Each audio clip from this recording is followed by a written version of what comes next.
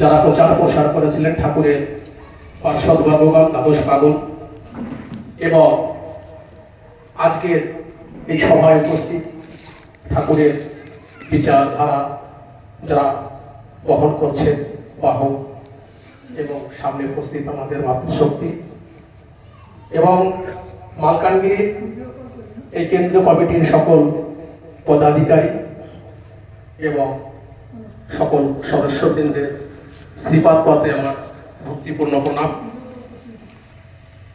আজকে এখানে এসে অত্যন্ত খুব ভালো লাগছে যে আপনারাও বাংলার বাইরে থেকে ঠাকুরের যে নাম, ঠাকুরের যে দর্শন আপনারা প্রচার প্রসার করছেন, তার জন্য আমার হৃদয় অন্তর থেকে সবাইকে অনেক অনেক অভিনন্দন। ঠাকুর গুরুচাঁদ বলতেন, আমার বাবার স্বপ্ন যাহা পুরাইতে তাহা ভক্ত বিনা কি বা আছে আর।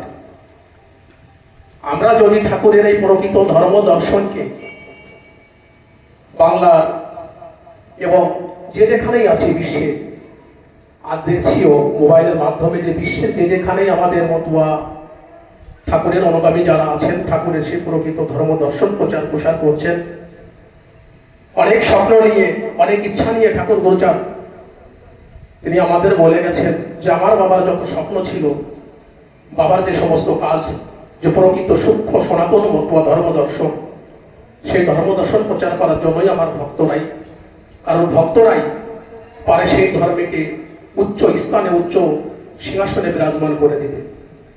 এই বিশ্বে আমরা যত ধর্ম মতামত দেখেছি, সব ধর্মের যারা প্রচারক আছেন এবং যারা সেই ধর্মের যারা ধর্মাবলম্বীরা আছেন, তারা তাদের ধর্ম প্রচার প্রসারের জন্য তন্মন ধন দিয়ে, শ্রম দিয়ে, সবকিছুর মাধ্যমেই তারা তাদের ধর্মকে অস্তিত্ব, তাদের ধর্মের লড়াইকে তারা প্রচার প্রসারের জন্য নিজেকে আত্মসমর্পণ করেছেন।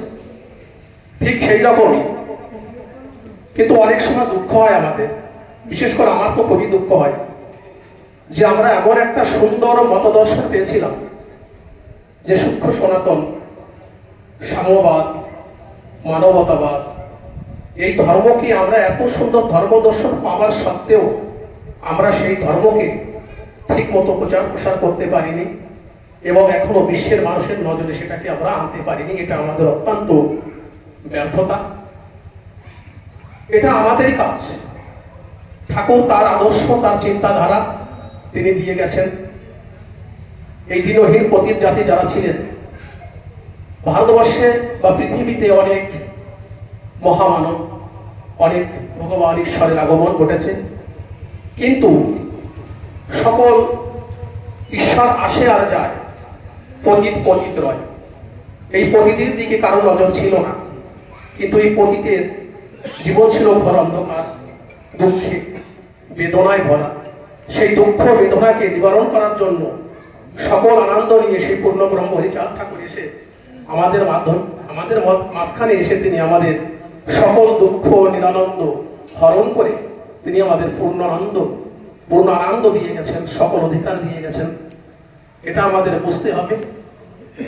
আজ সর্বপ্রথম আমাদের নিজেদের মতুয়া হতে হবে এবং ঠাকুরের যে উদ্দেশ্য চিন্তাধারা সেটাকে আমাদের সকল অনুসরণ করতে হবে।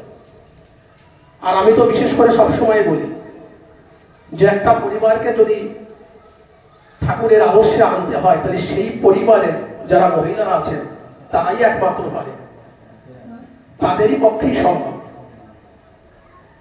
তাদের থেকেই সেই পরিবারটা সৃষ্টি হয় এবং পরিবারটা কোন পথে যাবে, কি পথে থাকবে, যে আদর্শ ধর্মনীতি, এটা আমরা দেখেছি যে সেই মহিলারাই অত্যন্ত ভক্তির সহকারে এবং তাদেরই দৃঢ়তার সাথে এটা সম্ভব।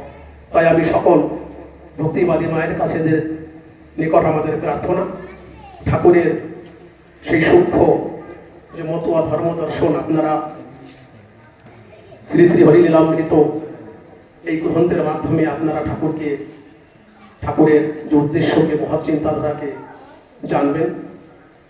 আজকে আমাদের মধ্যে উপস্থিত আছেন শ্রী শ্রী হরিচাঁদ ঠাকুরের কনিষ্ঠ ভ্রাতা স্বরূপ দাস ঠাকুর, তার পঞ্চম পুরুষ।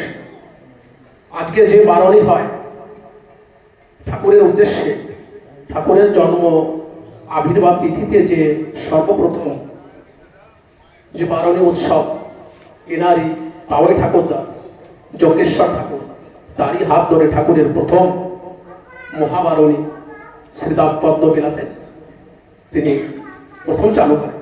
তারপরে গুরুচাঁদ ঠাকুর সেটাকে ওড়াকান্দিতে নিয়ে যায়। আর উপস্থিত আছেন আমাদের মধ্যে শ্রদ্ধেয় বিমল গোসাই। অনেকেই হয়তো মোবাইলের মাধ্যমে, গ্রুপের মাধ্যমে তার বক্তব্য আপনারা শুনেছেন। আমরাও শ্রী শ্রী হরিচাঁদ স্বরূপ দাস মতুয়া সেবা ফাউন্ডেশন এবং শ্রী শ্রী হরিগুরুচাঁদ চাঁদসি সেবা সংঘ, এই দুটো সংগঠনের মাধ্যমে ঠাকুরের যে প্রকৃত ধর্মদর্শন সেটা প্রচার প্রসারের জন্য আমরা সংগঠনকে আত্মনিয়োগ করেছি। এবং প্রতিদিন আমাদের যে ভার্চুয়াল হরিসভা হয় সেখানে গোসাই উপস্থিত থাকেন এবং গোসাই অত্যন্ত, আর বিশেষ একটা কথা বলতে হয়, আমি দেখেছি অনেক গোসাইয়ের আলোচনা আমি শুনেছি যে আমাদের সূক্ষ্ম যে মতুয়া ধর্মদর্শন, ঠাকুরের যে প্রকৃত ধর্মদর্শন সেটা আমরা বুঝতে চাই না বা বুঝিও না। তো সেখান থেকে আমরা দিশা যে ঠাকুরকে আমরা কিভাবে সাধন ভজন করব এবং ঠাকুরের যে আদর্শ সেটাকে আমরা কি করে তার প্রচার প্রসার ঘটাবো, যে সূক্ষ্ম ঠাকুরের যে উদ্দেশ্যে এসেছিলেন। ঠাকুরের উদ্দেশ্য শুধু এটা নয় যে তোমরা সবাই মিলে এক হয়ে গান বাজনা করো, চোখের জলে ভক্তি, সেই ভক্তির মাধ্যমে আমাকে তোমরা পাবে, এটা ঠাকুরের উদ্দেশ্য ছিল না। ঠাকুরের উদ্দেশ্য অত্যন্ত মহান, অত্যন্ত উচ্চ মার্গে। এই বিশ্বের যত ধর্ম মতামত রয়েছে তার থেকেও সর্বোপরি সর্বস্তরে ঠাকুরের চিন্তাধারা, ঠাকুরের মতুয়া ধর্ম দর্শন হচ্ছে সাম্যবাদ, মানবতাবাদ। জীবে দয়া নামে রুচি, মানুষেতে নিষ্ঠা, হিয়া ছাড়া আর যত সব ক্রিয়া ভ্রষ্টা। এই মানুষের মতোই মানুষের সমস্ত কিছুই ফিরিয়ে দিয়া একটা মানুষকে দুঃখের থেকে তাকে সর্বোপরি আনন্দের স্তরে নিয়ে যাওয়া ঠাকুরের উদ্দেশ্য। তো যাই হোক, আমরা সংগঠনের মাধ্যমে এবং গোসাইয়ের মাধ্যমে, সেই আলোচনার মাধ্যমে, আমরাও ভার্চুয়াল মিটিংয়ের মাধ্যমে এবং ফিজিক্যাল মিটিংয়ের মাধ্যমেও আমরা অনেক আলোচনার মাধ্যমে আমরা ঠাকুরের সেই চিন্তাধারার প্রচার প্রসার করছি, ভবিষ্যতেও করব। এবং এখন আমরা শুনবো গোসাইকে। আর আপনাদের কাছে আমার বিনম্র একটা নিবেদন রইল যে মতুয়া ধর্ম দর্শনের সম্পর্কে যদি আপনারা কিছু জানতে চান, গোসাইকে আপনারা প্রশ্ন করবেন, যে এই বিষয়টা, সেই বিষয়টার উপর গোসাই আলোকপাত করবেন।